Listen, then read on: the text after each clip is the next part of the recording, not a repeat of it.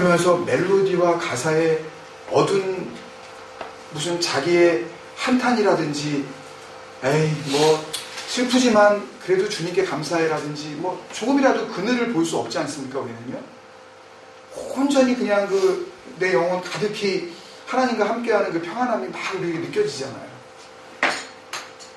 적어도 이 주님 생각 에클레시아는요 그 정도 수준이 되었으면 좋겠어요. 저는. 아멘. 상황에 우리 절대 엎치락뒤치락 하지 말고 잘 될 때 감사하는 건 다 하죠. 소위 잘 나갈 때 우리 가정 평안하다는 거는요 그거는 교회 안 다녀도 다 해요. 엉뚱한 거 믿는 사람들도요 우리 가정 참 평안하다 그런 말 뭔지도 모르면서 이 축복의 주체가 누군지도 모르면서 참 복받았다고 얘기들을 해요. 교회 안 다녀도요. 그런 복 말고요. 그런 평안 말고요. 다른 사람들이 볼 수 없는 평안. 그런 거에 우리 눈이 열리는 그런 공동체 됐으면 좋겠습니다. 상황은 안 좋아요. 우리가 뜻한 대로 지금 되고 있지 않아요. 이 미세스 스패포드 씨 마음속에 어땠을까요?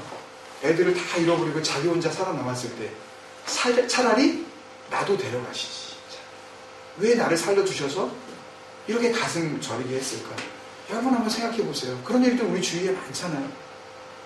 불의의 사고로 아이들만 죽고 혹은 부모만 죽고 아이들만 살아남고 아니면 다 돌아가시고 시드니에도 그런 사람이 있었죠. 교민사회에.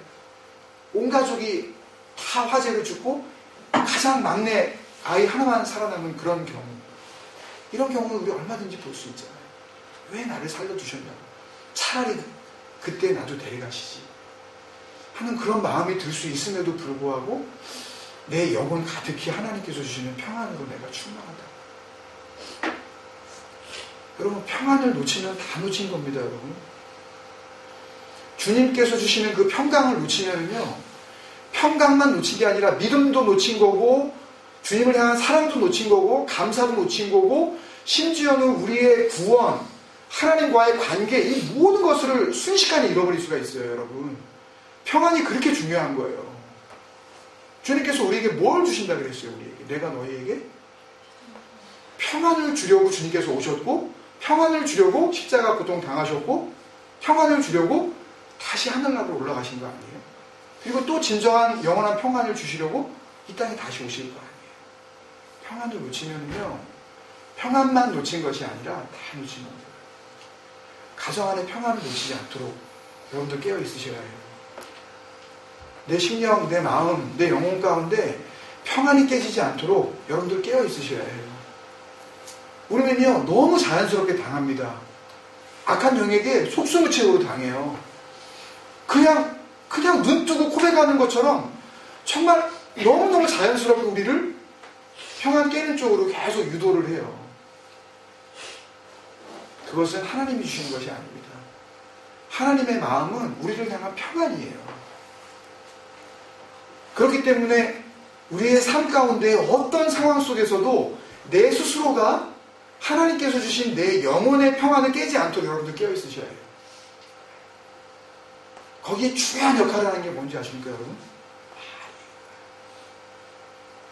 말이에요. 말을 한번 주님의 그 성품으로 주님께서 주시는 그 생각으로 주님의 말씀으로 내가 하려는 그 말 평안을 깰 수 있는 그 말을 내가 한번 주님의 이름을 걸고 내가 참잖아요? 그럼 주님 영광 받으시는 거예요. 나를 통해 평안의 능력이 내 삶 가운데에 역동적으로 적용되기 시작하는 거예요. 작동되어지는 거예요. 액티베이트 되는 거라고요. 평안이라는 것만 갖고만 계시면 안 돼요. 능력이에요. 평안은요 여러분. 내가 그 능력을 정말 하나님 앞에서 그 주님을 생각하며 말씀 가운데 액티베이트하고 작동하시기 정말 그것을 사용하시기 시작하면요. 그러면 이게 영향을 미칩니다. 내 남편에게, 우리 아이들에게. 이 영혼의 평안함이 영향을 미치면서 말할 수 없는 이 가정의 평안이 찾아와요. 그거는 우리가 노력해서 되는 게 아닙니다, 여러분. 내가 노력해서 평안해야지, 뭐 우리 화목한 뭐 평안한 가정을 어떻게 한번, 이게 아니에요. 내가 평안의 능력을 주님 앞에서 정말 말씀 가운데 작동시키고 내 말을 주님의 이름을 걸고 평안을 깨지 않도록 내가 늘 깨어있을 때, 그때 그 경건의 훈련을 통해서 날마다 우리가 그 거룩한 습관 가운데 평안은 우리에게 능력이 될 줄 믿습니다. 평안은 단순히 어떤 시츄에이션이 아닙니다. 어떤 스테이터스가 아니에요. 평안은 능력입니다, 여러분. 평안은 지키는 거예요, 여러분.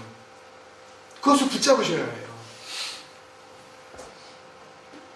평안 가운데 있기를 정말 소망합니다. 우리 그런 마음으로 후렴구만 여러분들 가슴에 손을 얹고 그런 마음으로 주님, 평안은 주님께서 우리에게 주시려고 하셨던 것입니다. 그분이 주시는데 우리는 받아야 되겠습니다. 내가 정말 받았다는 이야기는 그것을 그냥 부여잡고 그냥 이런 게 있구나 라고 하는 것이 아니라, 주셨다면 그 주신 것을 우리가 어떻게 해요? 우리 막 be a opener, be a actor, be a focuser 우리 한번 했었잖아요. 열어보고 그렇게 살고 거기에 집중하고 평안에 집중하십시오. 그런 마음으로 요 후렴구만 한번 드리겠습니다. 기도하는 마음으로.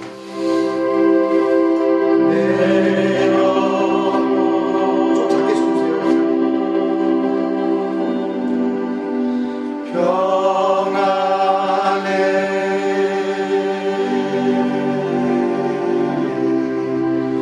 내 영혼, 내 영혼에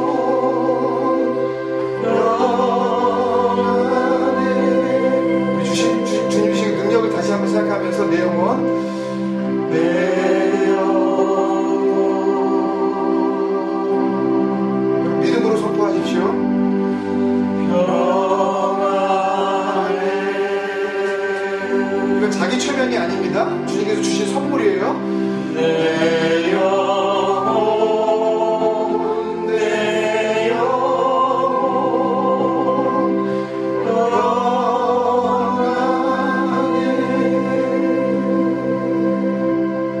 아멘. 우리 한번 기도하겠습니다.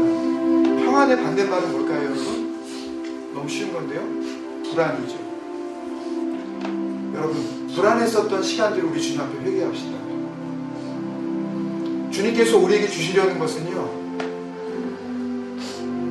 백수십여 년 전에 온 가족이 주님 앞에 저주받은 것처럼 그런 환난 가운데 있었던 그 스패포드시의 가족이 그 어려움 속에서도 영혼 가득 차오르는 그 평안을 노래한 것처럼 주님께서 우리에게 주시는 능력입니다. 주님은 그걸 주시려고 이 땅에 오셨으며 그것을 보증해 주시려고 고난당하셨어요. 아무 죄도 없으신 분이. 그렇다면 우리가 불안하게 살아간다는 것은요, 우리의 심령이 불안하다는 것은 주님 앞에서 죄악 아닐까요, 여러분? 저는 그렇게 생각합니다.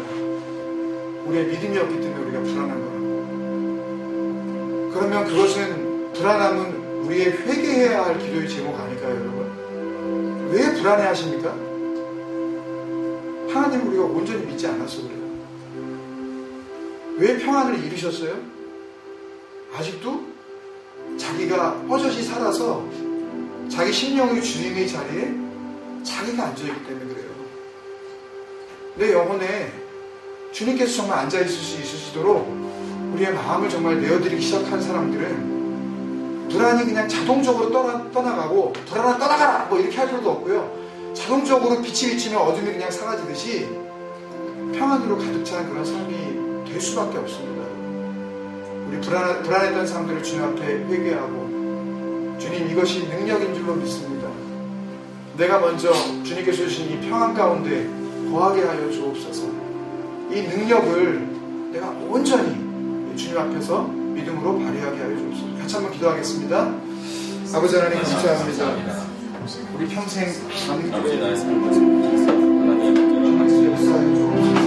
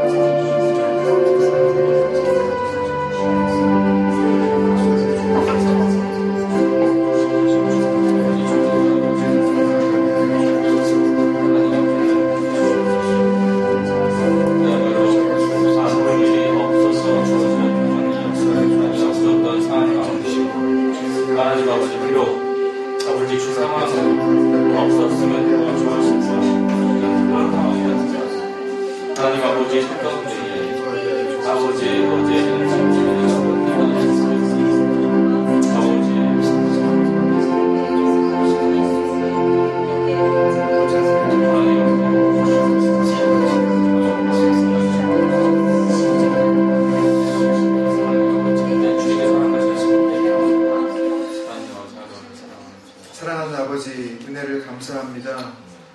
찬양 가운데 우리를 은혜로 인도하여 주시고 우리의 열려진 마음 가운데 하나님의 참빛 그리스도의 그 평안의 능력이 다시 한번 비추어 주시니 감사합니다. 말씀으로 우리가 더욱더 우리의 심령이 주님 앞에서 믿음으로 굳세게 하여 주시옵시고 주님께서 진정으로 원하시고 또 원하시는 하나님의 백성의 삶을 다시 한번 발견하게 하여 주옵소서. 감사하고 예수님의 이름으로 기도합니다. 아멘. 오늘 쉽게 나누고 깊이 생각하는 예수님의 비유 설교 7번째 시간이고요. 비유로 봤을 때는 4번째 비유로 제가 여기 있습니다. 소금과 빛을 나누어서 우리가 생각하면 5번째 비유인데요.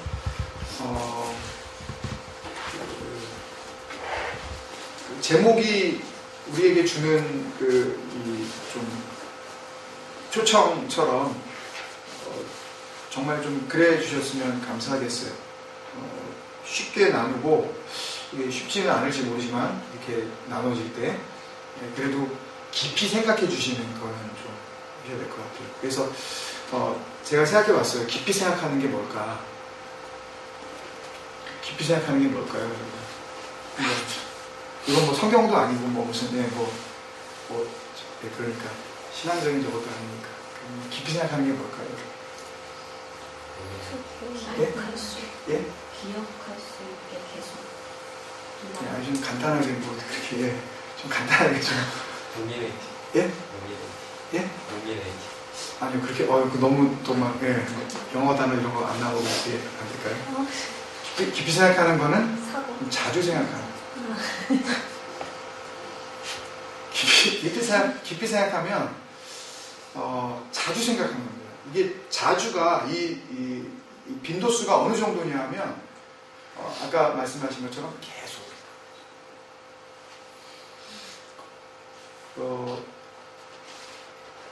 이 사탄이 우리에게 주는 유혹 가운데 유혹 같지 않은 유혹이 하나 있는데요. 그게 뭐냐면 망각입니다, 여러분.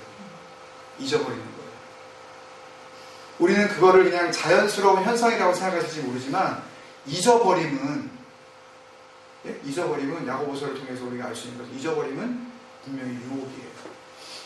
그래서 지난주에 다 이해가 되셨는지 모르겠지만 기억한다는 거는요. 하나님께서 구약 성경을 통해서 굉장히 여러 번 말씀하셨어요. 나는 기억하는 하나님이라는 것. 하나님이 권념하신다. 하나님이 생각하신다. 하나님이 기억하사. 이런 말들이 구약 성경에 많이 나오는데 하나님은 기억하신 하나님이에요. 잊어버리지 않으세요. 자신이 말씀하신 것 잊어버리지 아니하시고 본인이 약속하신 것을 꼭 이루어 가셔요. 기억하신 하나님. 하나님은 하나님은 하나님이니까 라고 그렇게 생각하실 일이 아니라 기억한다는 것은요. 우리의 그 마음의 그 작업은 우리에게 있어서 신앙생활에서 굉장히 중요한 부분입니다. 그러니까 무슨 말씀, 이 말씀이 나에게 흐레이마, 체험되어지는 말씀이 되려면요.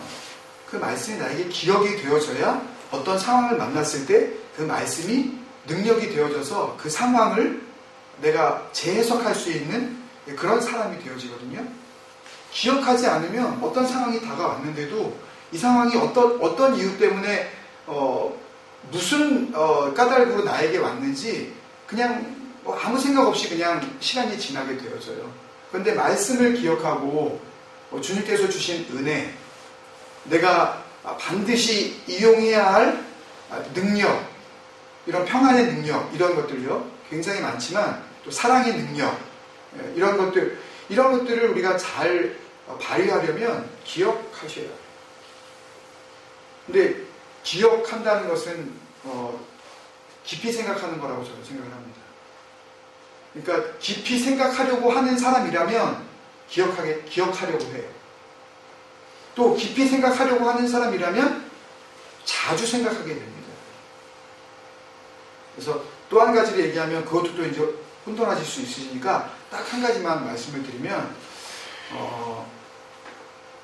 언제나 저는 그렇게 생각을 해요. 제가 시편 119편도 그렇고 예수님의 비유 설교도 그렇고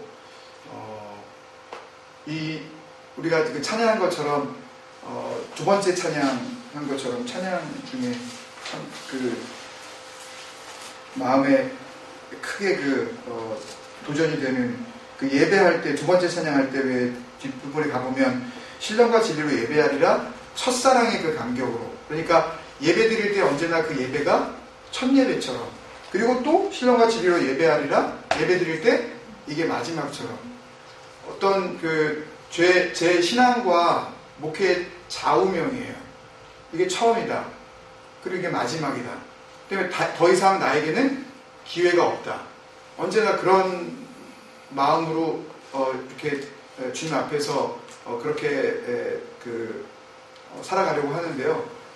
특히 이 주님의 비유 설교 이런 식으로 모든 설교를 이렇게 계획적으로 쭉 이렇게 처음부터 끝까지 한번 다 해보는 그런 기회가 저는 없었어요. 저는 신앙생활 하면서 한 번도 없었습니다. 그리고 시편 119편 같은 그런 경우는 워낙 말씀 자체가 적용하기가 어렵고 딱딱하기 때문에 시편 119편을 이렇게 연속적으로 이렇게 한국 목사님들이 잘 인용을 안 하셔요. 본문으로요.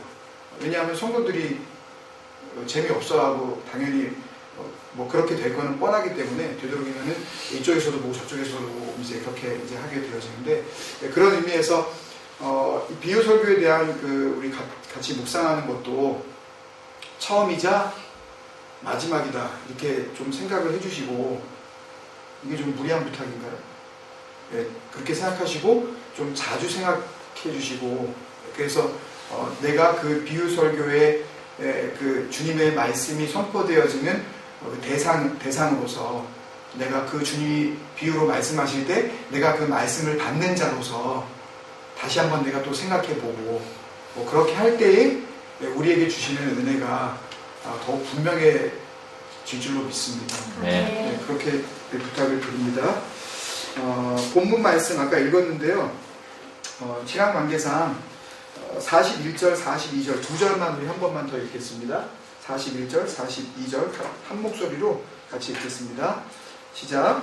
이르시되 빚주는 사람에게 빚진 자가 둘이 있어 하나는 500데나리온을 졌고 하나는 50데나리온을 졌는데 갚을 것이 없으므로 둘 다 탕감하여 주었으니 둘 중에 누가 그를 더 사랑하겠느냐. 아멘.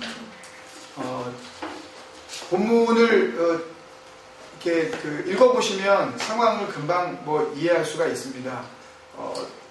이유가 뭔지는 모르지만 웬만해서는 그런 일들이 자주 없는데 한 바리새인이 예수님을 이제 초청을 한 거죠. 식사 대접을 하겠다고. 거기에 이름 모를 한 여인이 등장을 했는데, 그 여인은 다 누구든지 다 그렇게 알고 있는데 37절에 보면 죄를 지은 한 여자라고 이렇게 되어 있는데, 결국은 sinner라고 이렇게 영어 성경은 번역을 했고, 헬라어 원문 성경에 보면 죄에게 복종한 한 여인 이렇게 되어 있기 때문에 누가 보더라도 이 여인은 당시의 그 상황으로 봤을 때에 죄인이라고 취급받을 만한 그런 여인이었다.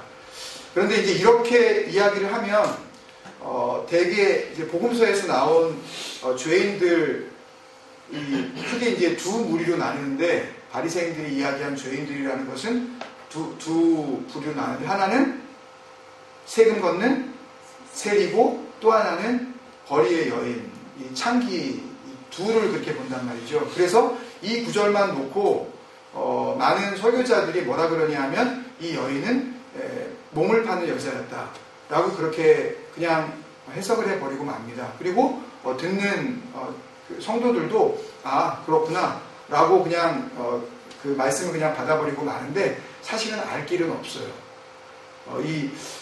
죄를 지은 한 여자라는 그런 의미가 정확하게 그런 의미로 귀착이 되어질 수 있는 건지, 아니면 또 다른 의미의 이 여인인지 그것은 알 수가 없지만, 누가 보더라도 이 여인이 죄가 있는 그런 죄스러운 그런 삶을 살아가고 있는 여인 정도로 우리가 생각을 하는 것이 좋은 그런 생각일 것 같습니다. 그리고 이 여자가 들어와서 하는 그런 모습들을 우리가 봅니다. 들어와서 예수의 뒤로 가서 발 곁에 서서 울고 있습니다. 그리고 눈물로 그 발을 적십니다. 그리고 자기 머리털로 닦습니다. 그리고 그 발에 입 맞추고 할 때 이 카테필레이라는 단어는 누가복음 15장에도 나오는데요.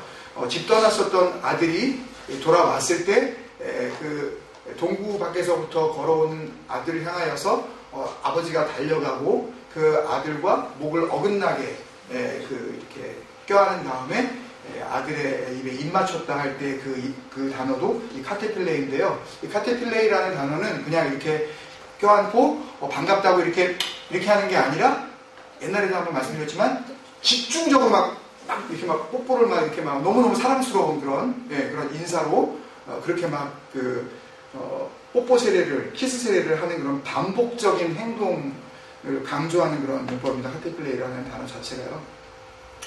그것을 봅니다. 이제 바리새인이. 그리고 그 마음 가운데 어떻게 저런 여자의 그런 막 만지고 있고 자기한테 이렇게 막 와서 막 무릎을 꿇고 막 그러고 있는데 어떻게 그냥 그대로 있나? 이러면서 이제 예수에 대해서 그런 그 반감을 갖게 되어지죠. 그리고 예수님께서 그 마음을 아시고 이야기를 하시는 비유가 바로 이 비유인데 그 비유를 하시기 전에 40절에 나온 그 호칭을 우리가 봤을 때 이 바리새인의 이름은 뭐였다? 네, 시몬이었다. 라는 것을 우리가 알 수가 있습니다. 갑자기 베드로를 여기서 떠올리시면 안 됩니다. 그 당시에 유대 땅에 시몬이라는 이름은 굉장히 많았었던 시몬은 어디서 나온 거죠?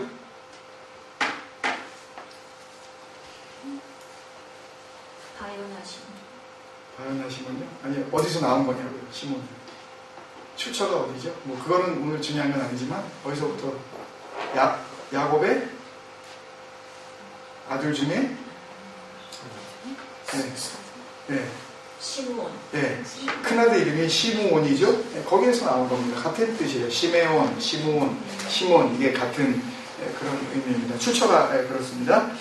그리고 이제 비유를 간단하게 말씀하시고 나서 그리고 나서 주님께서 세 가지 행동에 대해서 이제 비교를 하시면서 시몬이 안 한 거, 그다음에 이 여인이 한 거에 대해서 이제 비교를 하시고 그리고 나서 이제 47절부터 이 여인의 행동을 주님께서 무엇으로 보시느냐, 이 여인의 그 행동 속에 담겨진 이 여인의 마음을 주님께서는 어떻게 읽어내셨는지 그 내용이 이제 쭉 나오게 되어지는데요.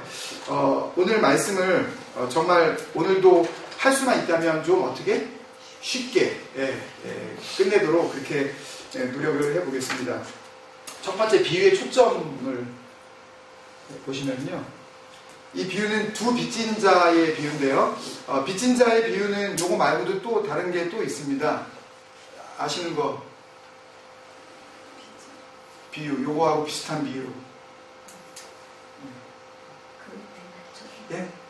부디를 행한 그. 예. 누구를 얼마를 탕감해줬더니, 예.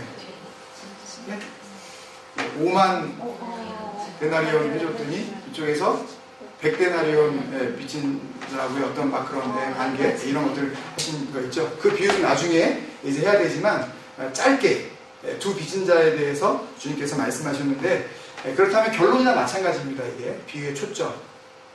결론이나 마찬가지예요. 사지선다형이 아니라 오지선다형.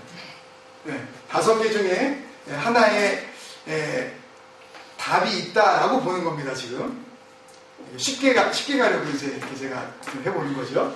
첫 번째 비유의 초점이 뭐냐? 여기 보면 41절에 보면 빚 주는 사람, 머니 렌더가 나옵니다. 고리대금업자라는 말은 아니고요. 대금업자입니다. 그러니까 대출업자예요. 돈 빌려주는 사람. 이 빚 주는 사람이 하나 나오고요. 그게 초점이냐? 아니면 두 빚진 자가 나오는데 500데나리온 빚진 자냐? 아니면 50데나리온 빚진 자냐? 주님께서 초점을 어디다 두셨느냐? 그 다음에 또 보면 이 빚 주는 사람이 42절에 보니까 이 두 사람이 500데나리온 빚진 자나 50데나리온 빚진 자나 갚을 능력이 없다는 걸 알게 됐어요. 예? 42절에 갚을 것이 없으므로 짧게 이렇게 나온 이 이야기는 이 두 사람이 빚은 졌는데 돈 갚을 게 없다는 걸 갖다가 이제 확인을 한 거예요. 갚을 능력도 없고. 근데 갚을 능력이 없자 이 빚 주는 사람이 둘 다 어떻게 줬어요? 탕감해 줬어요. 탕감. 예, 탕감이라는 단어가 굉장히 또 이제 중요한 그런 단어인데요. 그러니까 탕감이라는 것 자체는 그냥 딜리트 해줬다는 거죠. 그냥 없애버렸다는 거예요. 그냥 아무런 대가도 또 어떤 그 기대도 하지 않고 그냥 값없이 너희 없는 걸로 해줄게. 한마디로 안 갚아도 돼. 이게 돼버린 겁니다. 둘 다 탕감해준 행위에 초점이 있는 거냐. 그 다음에 다섯 번째, 탕감받은 두 빚진 자 둘 중에 둘 다 탕감하여 주었으니 둘 중에 누가 그를 더 사랑하겠느냐. 42절에 나온 그 말씀처럼 탕감받은 두 빚진 자에 나타나게 될 사랑, 뭐가 초점이겠냐는 거죠. 주님께서 빚 주는 사람, 빚을 준 사람, 돈을 꿔준 사람, 그 사람에게 집중을 하고 계신 것인가, 아니면 많이 빚진 자에게 집중하고 계신 것인가, 아니면 500데나리온은 부연 설명을 드리면 1데나리온이 로마 화폐인데요. 당시에 로마의 그 압제를 당하고 있는 식민지로서 은전 하나인데요. 이 데나리온이 보통 노동자 하루 품삯이었죠. 그러니까 500데나리온이라는 이야기는 며칠을 일해야 벌을 수 있는 돈이에요. 한 푼도 안 쓰고 500일. 그러니까 1년 4개월 반을 갖다가 꼬박. 공소아. 아빠가 1년 4개월 반을 꼬박 벌어가지고 갚을 수 있는 돈. 꽤 많지 않을까? 그지? 종소에게 만약에 1년 반 가까이. 그지? 큰 돈이죠. 그 다음에 이거 50데나리온은 그러면 며칠이에요? 50일이죠. 네. 이거 조금 좀 파서블 하지 않을까요, 이건요? 어떻게 좀 잘 좀 견뎌보면? 예? 하루에 번 거 갖다가 반씩만 쓰고 뭐 이렇게 한 100일쯤 지나고 나면 뭐 갚을 가능성이 조금 보여요, 이건요. 그죠? 안 보여요. 하여튼, 예, 조금 보여요. 제가 보기에는 좀 가능성이 보여요. 갚을 가능성이 좀 보여요. 그럼 갚을 가능성이 있는 이 사람에게 집중이 되어 있는 것이냐? 아니면 그 탕감해준 그 자체에 주님께서 이것을 말씀하시려고 이 비유를 말씀하신 것이냐? 아니면 탕감받은 두 빚진 자가 어떻게 사랑을 표현하게 되느냐? 둘 중에 누가 더 사랑하겠느냐? 500데나리온 빚진 자가 더 빚주는 사람을 사랑하겠느냐? 50데나리온 빚진 자가 빚주는 사람을 더 사랑하겠느냐? 일단 넘어갑니다. 그리고 그들이 알거나 모르고 있었던 사실들입니다. 그들이 알거나 모르고 있던 사실. 무슨 이야기냐면 바리새인이 자기가 뭔가 아는 것이 있었을 것이고, 이 본문의 내용을 보면요, 또 모르고 있는 것이 있는 것 같고, 또 이 여자대로 뭔가 아는 것 같고 또 뭔가는 모르고 있는 것 같기도 하고, 그리고 예수님께서는 뭘 아시고 계시는지에 대해서 한번 그냥 이 중간 관계로 결론에 도달하기 전에 한번 봤으면 좋겠습니다. 이 바리새인 쭉 우리가 본문에 읽었는데요, 자신이 누군지 요게 그러니까 안다, 모른다 뭐 이런 식으로 이제 쓰면 되는 겁니다. 네? 어려우신가요? 네. 바리새인은 자기가 누군지 알았을까요? 예? 몰랐어요? 써보세요, 본인이. 네. 그 다음에 이 바리새인은 그 여인이 누군지?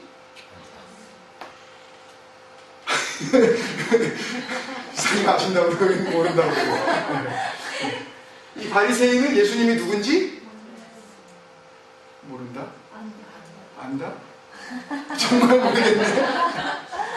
그 다음에 한 여자, 자신이 누군지? 안다. 다른 사람이 어떻게 생각하는지? 안다? 예수님이 누군지? 안다. 예수님은